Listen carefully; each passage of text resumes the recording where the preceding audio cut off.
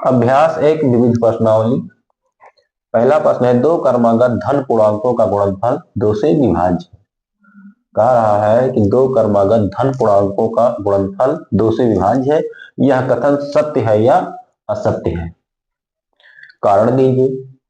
तो हम जानते हैं दो क्रमागत धन पूर्णांकों में एक संख्या सम होती है, तो सम संख्या 2 से विभाज्य होती है।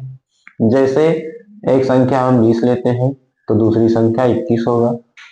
ये 2 से विभाज्य है क्योंकि एक संख्या इसमें सम होती है। दो क्रमागत धन पूर्णांकों में एक संख्या सम होती है। जैसे 95 एक है और इसका क्रमागत धन पूर्णांक 96 होगा या 94 होगा, जिसमें से एक सम प्राप्त होता है। ये भी 2 से कट जाता है, विभाज्य है। तो हम यहां लिखेंगे सत्य है।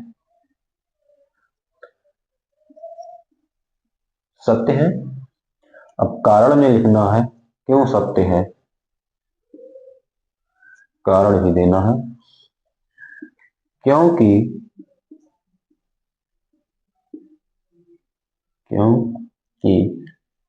दो क्रमागत धन पूर्णांकों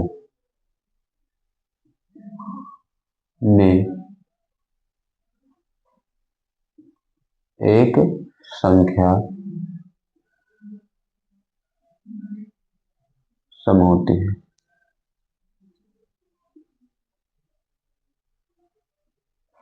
तो हम जानते हैं कि सम संख्या 2 से विभाज्य होती है। दूसरा प्रश्न है, यदि संख्याओं 480 और 685 के मासा 480x माइनस 475 के रूप में व्यक्त किया जाए तो x का मान ज्ञात कीजिए। इस प्रश्न में है कि 480 और 685 के मासा इतने के रूप में व्यक्त किया जाए, मतलब कि 480 और 685 का मासा 480x माइनस 477 के बराबर होगा। तो आइए हल करते हैं। इतने के रूप में है, इतने का मासा, तो 480 और 685 के मासा बराबर कितना होगा, 480 x माइनस 475। तो 480 और 685 का मासा हम निकाल लेते हैं हम रफ के रूप में कहीं।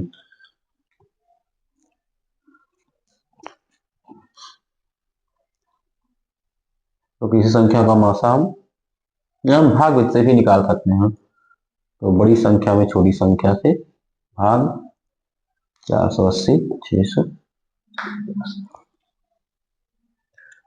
480 का 480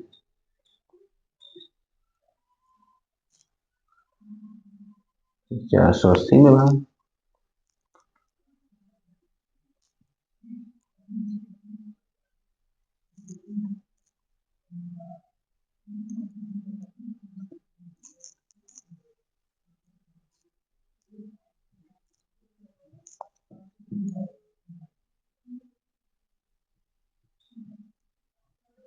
क्या मासा 5 होगा।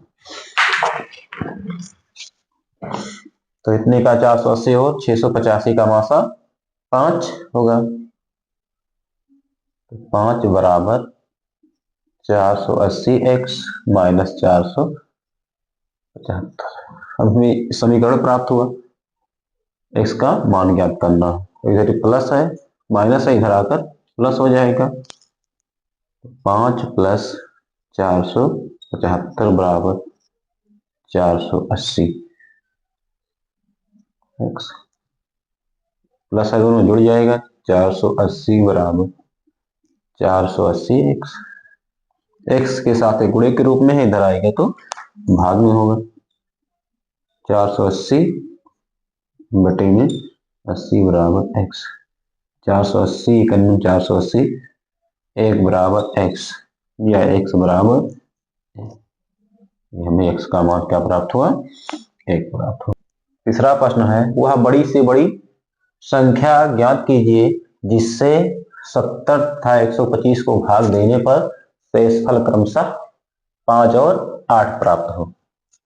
तो बड़ी से बड़ी संख्या का मतलब हम जानते हैं कि मासा ज्ञात करना है, लेकिन यदि हम मासा 70 125 का ज्ञात करते हैं तो ये पूरा पूरा विभाजित हो जाएगा। तो हमें इसमें 5 शेष बचाना है, यानी इसमें से यदि हम 5 कम कर दें तो फिर उस संख्या से भाग देंगे तो 5 शेष बचेगा। वैसे 125 में से 8 कम कर देंगे तो फिर जो संख्या विभाजित होगा उतना शेष प्राप्त होगा। तो आइए हल करते हैं। जैसे कि कोई संख्या है 50, 50 एक संख्या है 45, 45 में हम 15 से भाग देंगे तो पूरा विभाजित हो जाएगा, लेकिन इससे 5 अधिक है, 50 में भाग देंगे 15 से तो 5 शेष बचेगा। इसी प्रकार हम इसमें से अगर हमें 5 शेष बचाना है सब तो इसमें से 5 घटाएंगे, इसमें 8 शेष बचाना तो इसमें से 8 घटाएंगे। तो आइए हल करते हैं इसी प्रकार।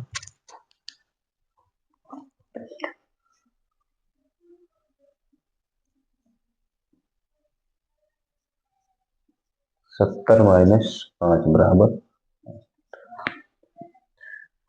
और 125 माइनस 8 बराबर 117। इसी बड़ी से बड़ी संख्या से यदि हम 65 में भाग देंगे, अगर 65 पूरा पूरा विभाजित हो जाता है उस संख्या से, तो जब 70 में भाग देंगे तो 5 अधिक है तो 5 शेष प्राप्त हो जाएगा। जैसे कि हम 13 से भाग देते हैं 65 में, 13 से 65 में भाग देंगे, 13 पचे 65 कट जाता है पूरा पूरा, लेकिन अब इसी संख्या से हम इसमें भाग देते हैं 70 में, 13 पचे 65, 5 शेष प्राप्त हो। इसी प्रकार 117 में यदि हम किसी संख्या से भाग देते हैं तो पूरा पूरा ये संख्या कट जाता है, तो उस संख्या से अगर यदि 125 में भाग देंगे तो 8 अधिक है तो 8 शेष प्राप्त होगा। इसी तरह तो हम अब बड़ी से बड़ी संख्या ज्ञात करना है, यानी अब दोनों को एक साथ विभाजित करें, मतलब मासा 65 117 का HCF। अब हम इसे इसका या चाहे भाग विधि से ज्ञात कर लें या गुणनखंड विधि से ज्ञात कर लें। तो आइए हल करते हैं भाग विधि से। छोटी संख्या से बड़ी संख्या में भाग, 65 91 65 65 गुना ज्यादा हो जाएगा, 2 11 में से 6 की 5, 52 में, 52 से 65 में भाग, 52 91 52, 13 से 52 में भाग, 13 चौके 12, इसका मासा प्राप्त हुआ 13। अब 13 से 65 कट जाता है, 117 भी कट जाता है, बड़ी से बड़ी संख्या है, अतः अब हम 170 में जब भाग देंगे तो 13 पचे 65 5 से प्राप्त होगा।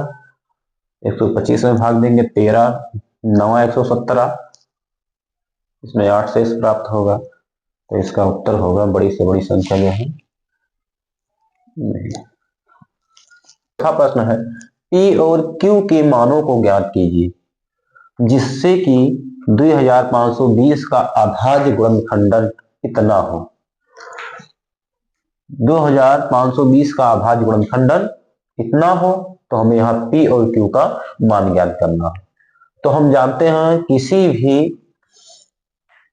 भाज्य संख्या का अभाज्य संख्या के गुणनफल के रूप में लिखा जा सकता है, तो इसे हम अभाज्य गुणनखंड के रूप में लिखेंगे। तो आइए हल करते हैं।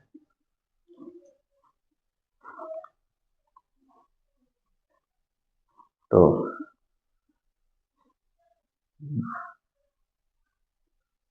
2520 का गुणनखंडन इतना के रूप में है, तो हम पहले इतना लिख देते हैं।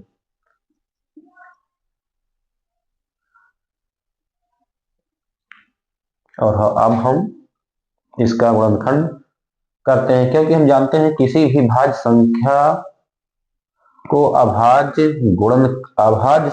संख्या के गुणनफल के रूप में लिखना एक अद्वितीय होता है। मतलब कि एक ही प्रकार से लिखा जाता है। जैसे 12 है तो इसे हम लिख सकते हैं 3 गुणे या 2 गुणे 3, या फिर इसे हम लिख सकते हैं 2 गुणे 3 गुणे 2। मतलब एक कर्म की ओर परिवर्तित हो सकता है, यानी इसे गुणनखंड में 2 बार है, 2 बार है, 3 बार है। तो इसी प्रकार से हम इसे लिख सकते हैं। तो 225 2520 का गुणनखंड हम करते हैं।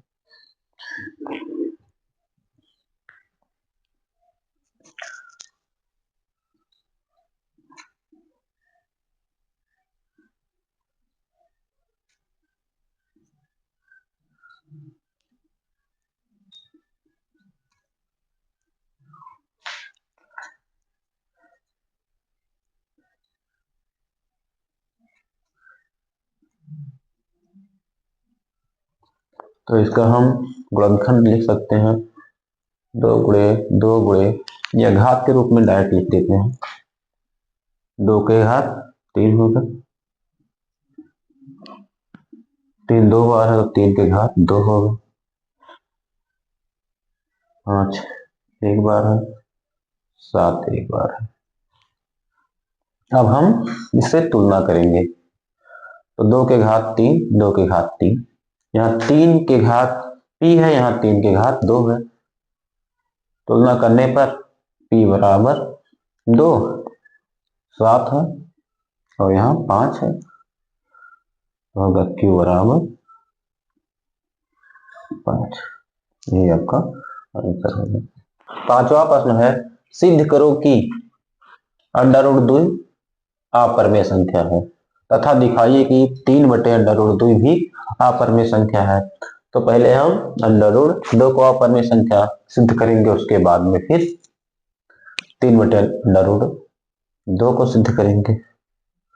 तो ये कह रहा है कि अपरिमेय संख्या है, तो इस प्रकार के प्रश्न को हम पहले भी अभ्यास प्रश्न में हल कर चुके हैं, उसी प्रकार हल करेंगे। ये कह रहा है कि अपरिमेय संख्या है, तो हम इसके विपरीत मान लेंगे। तो आइए हल करते हैं।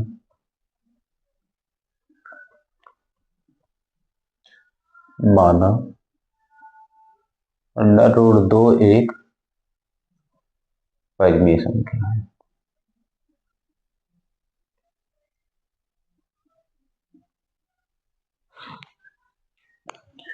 तब हम √2 को लिख सकते हैं a/b के रूप में, क्योंकि हम किसी भी परिमेय संख्या को a/b के रूप में लिख सकते हैं जहां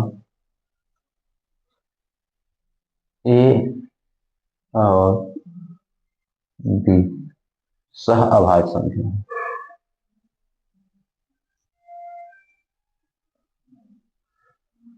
सह अभाज्य संख्या है, तो इनसे हम माने कि यहाँ ये सह अभाज्य संख्या है, तो हमें यहाँ दिखाना कि ये a और b सह अभाज्य संख्या नहीं है। यही लेकर हम हल करेंगे। तो आइए हल करते हैं फिर से आगे।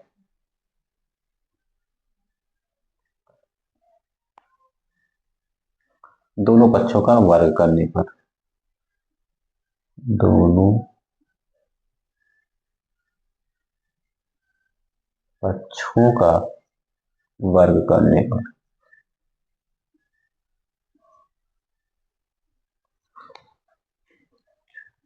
√2 का वर्ग बराबर a/b। तो √2 का वर्ग 2 होता है, a का वर्ग a², इसको यहाँ पे शामिल करेंगे। अब 2b² बराबर a², तो ए स्क्वायर बराबर 2b²। अब यहाँ समीकरण 1, यहां से हमें प्राप्त हुआ कि ये 2 से विभाज्य है, क्योंकि ए स्क्वायर के गुणनखंड में 2 है, तो ये संख्या ए स्क्वायर जो है 2 से विभाज्य है। तो हम जानते हैं कोई भी संख्या अगर किसी संख्या का वर्ग किसी संख्या से विभाज्य है तो वह संख्या भी उस संख्या से विभाज्य होगा। तो इससे निष्कर्ष निकलता है कि ये स्क्वायर 2 से विभाज्य है, 2 से विभाज्य है।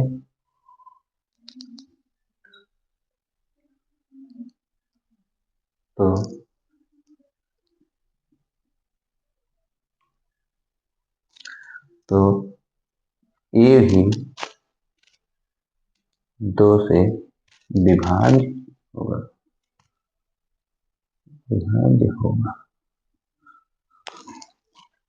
अब हमें इसका प्राप्त हो गया कि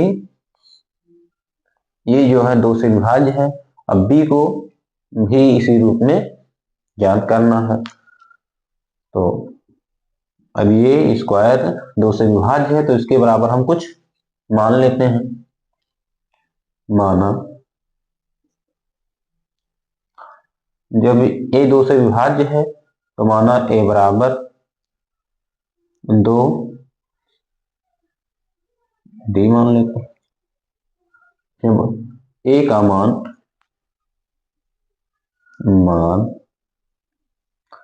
समीकरण 1 में रखने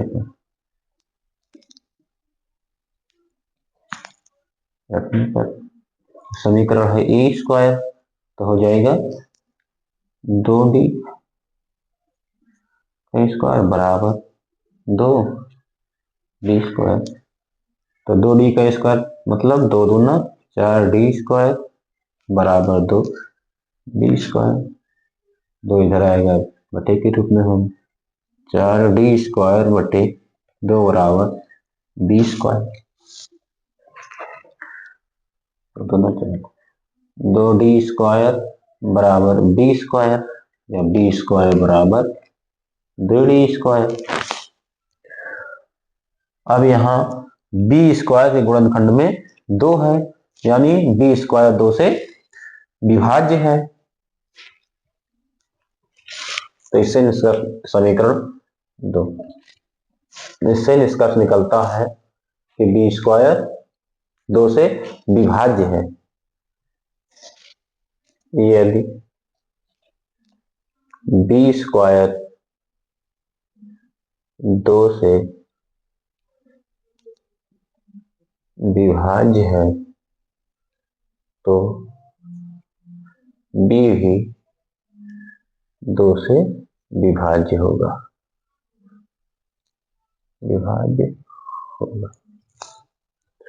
और हम माने थे a और b सहभाज्य संख्या है, मतलब a और b केवल 1 से विभाज्य है। 1 के सिवा कोई उभयनिष्ठ गुणनखंड नहीं है। जो हम माने थे उसका विरोध हो रहा है। ये और बी दोनों 2 से विभाज्य हैं, अतः हमारी मान्यता का विरोधाभास हो रहा है।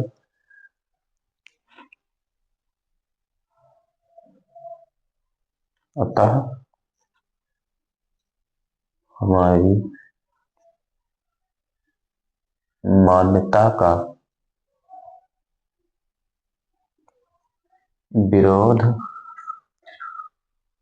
विरोधाभास हो रहा है।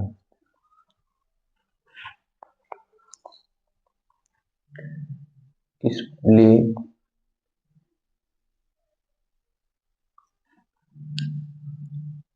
√2 एक अपरिमेय संख्या है।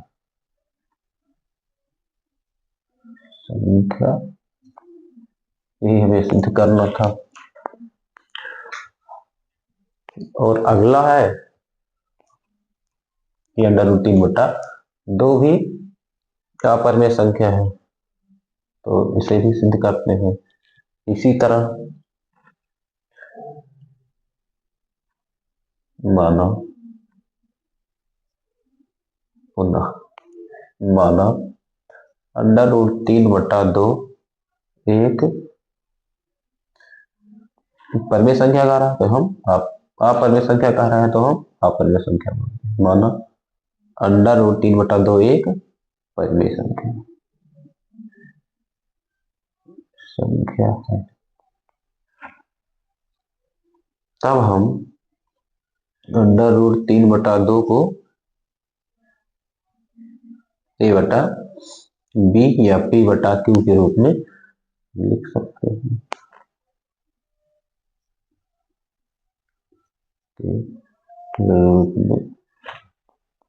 लिख सकते हैं जहां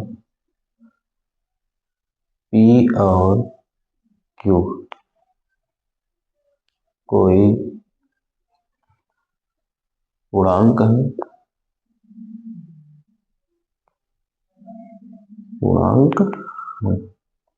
तथा q 0 के बराबर नहीं है। अब हम पहले से √2 को अपरिमेय सिद्ध कर चुके हैं, तो हम जानते हैं कि परिमेय संख्या अपरिमेय संख्या के बराबर नहीं हो सकती है। तो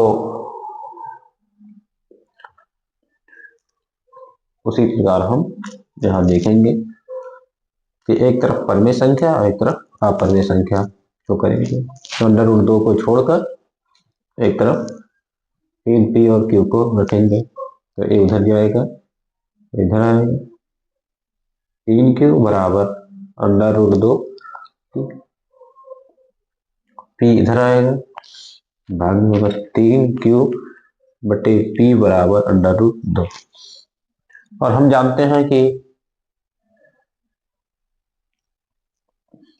पूर्णांकों का जोड़ घटाना गुणा भाग जो कुछ होता है परिमेय संख्या होता है, और हम यहाँ √2 को अपरिमेय संख्या सिद्ध कर चुके हैं। तो परिमेय संख्या अपरिमेय संख्या के बराबर नहीं हो सकती, अतः यहां भी हमारी मान्यता का विरोधाभास हो रहा है। इस प्रकार 3/√2 भी एक अपरिमेय संख्या होगा, क्योंकि 3q और p पूर्णांक है, इसलिए 3q/p एक परिमेय संख्या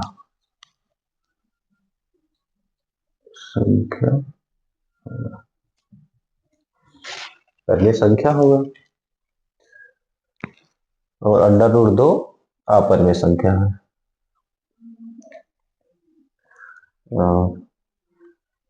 √2 अपरिमेय संख्या है। तो हम जानते हैं कि परिमेय संख्या अपरिमेय संख्या के बराबर नहीं हो सकती।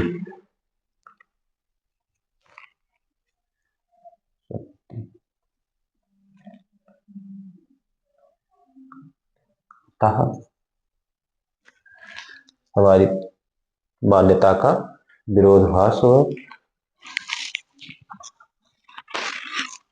जो हमारी मान्यता का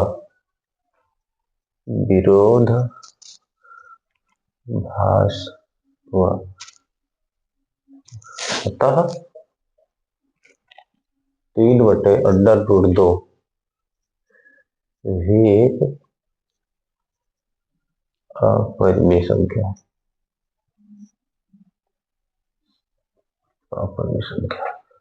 यही हमें सिद्ध करना था।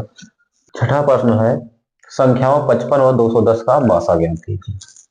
तो हमें क्या करना है, 55 और 210 का मासा ज्ञात करना है। प्राप्त मासा को 55 और 210 के रैखिक संयोजन में व्यक्त कीजिए। अर्थात ए और बी के कुछ मानों के लिए 55 और 210 का मासा बराबर 210 ए प्लस 55 बी के रूप में हो। तो इसके लिए हम यूक्लिड विभाजन प्रमेय का प्रयोग करके हल करेंगे। तो यूक्लिड विभाजन प्रमेय है क्या,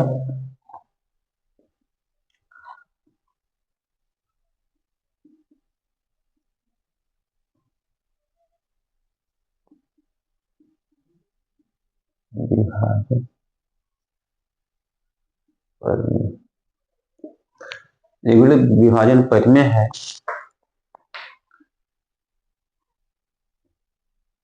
ए बराबर बी क्यूब प्लस आर, जहां ये है भाज्य, बी है भाजक, क्यू है भागफल और आर है शेषफल। इसी का प्रयोग कर हम इसका मासा ज्ञात करेंगे। फिर उन्हीं के प्रयोगों से हम 210 ए प्लस 55 बी के रूप में लिखेंगे। तो यहां हमें ए का मान है 210 और बी का मान है 55, क्योंकि बड़ी संख्या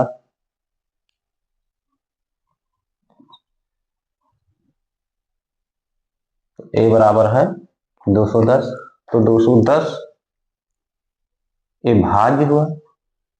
इसके बाद में जो यहाँ 55 है वो होगा भाजक। उसके बाद में जब 55 से भाग करेंगे तो भागफल कितना आएगा, रफ के रूप में यहाँ निकाल सकते हैं 55 भागे 210।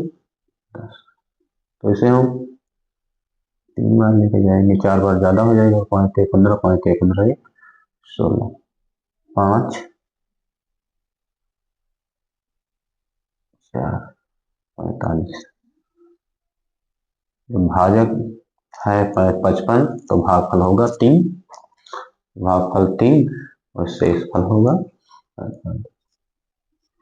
ये प्राप्त हुआ पहला समीकरण। अब पुनः हम अब की बार हम यहाँ 55 को भाजक मानेंगे।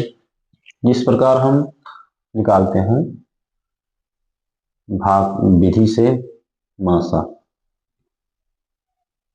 छोटी संख्या से बड़ी संख्या में भाग, उसके बाद फिर 45 से इसमें भाग करेंगे, 45 लिखेंगे, 45 10 बचा, फिर 10 से 45 में भाग, 5 से 10 में भाग। अब यहाँ हमें मासा 5 प्राप्त हुआ भाग से, इसी रूप में हम यहाँ लिखेंगे। तो अब यहाँ लिखेंगे 55 बराबर 45 गुणे 1 प्लस 10।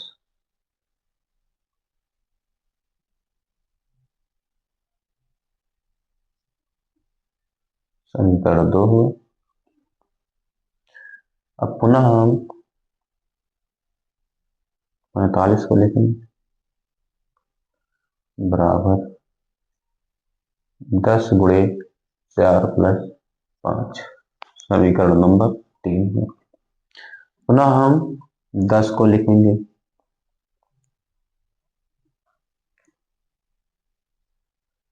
5 गुणे 2 प्लस 0, समीकरण नंबर 4।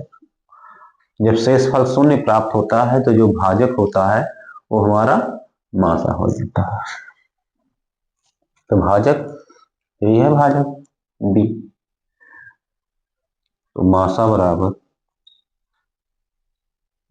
5 होगा। इसका पहला उत्तर हमें प्राप्त हो गया 5। अब उसके आगे हमें इस 5 को 210 ए प्लस 55 बी के रूप में लिखना है। तो यहाँ हम समीकरण 3 लेंगे, क्योंकि हमें इसी 55, 210, 45 इसी के गुणनफल के रूप में लिखना है। तो यहाँ हम 5 लेंगे, तो 5 समीकरण 3 से।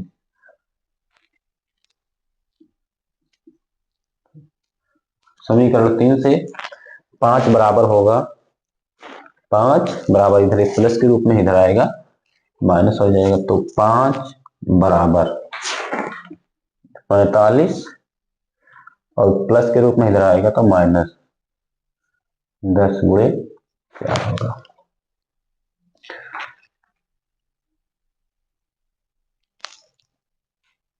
यहाँ अब हम यहाँ 10 को लिखेंगे, यहाँ 10 का मान लगाएंगे 55 और 45 के पद में। फिर हम 45 को 55 और 210 के पद में लिखेंगे, जो कि हमारा यहाँ मान प्राप्त हो जाएगा।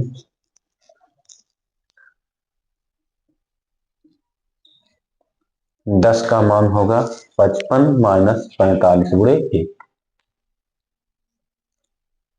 55 माइनस 45 गुणे 1। अब इसे कुछ संक्षिप्त में करेंगे।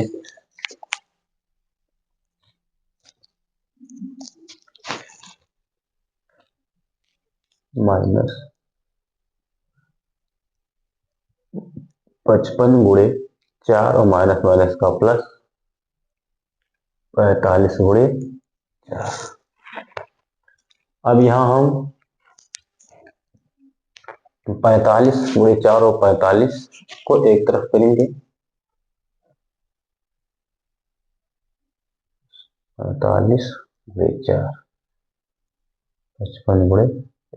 अब यहाँ हमें 55 गुणे बी के रूप में दिखाई पड़ रहा है।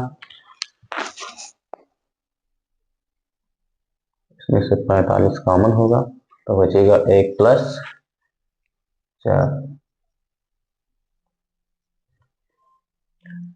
अब हम 45 को हमें क्या करना है 210 के पद में। तो 45 बराबर होगा समीकरण 1 से 210 माइनस 55 गुणे 3, 210 माइनस 55 गुणे 3 और क्वेश्चन में होगा यहाँ 5, 55 गुणे। अब इसको हम व्यवस्थित करेंगे तो 5 बराबर 210 गुणे 5, 5 से गुणा होगा, 55 5 से गुणा होगा, 5 क्या है 15 माइनस 55 गुणे 4। अब 210 और एक ही पद में प्राप्त हुआ और माइनस, इसमें से 55 कॉमन हो जाएगा। हमें प्लस में कॉमन लेना ना, तो प्लस 55 करना है। तो प्लस 55 जब कॉमन ले लेंगे तो बचेगा माइनस 15 और यहाँ भी 55 कॉमन होगा तो माइनस 4। अब यहाँ हमें 5 बराबर 210 गुणे 5 प्लस 55 गुणे माइनस 19 प्राप्त होगा। अब तुलना करने पर 210 ए प्लस 5 बराबर 210 ए प्लस 55 बी से तुलना करने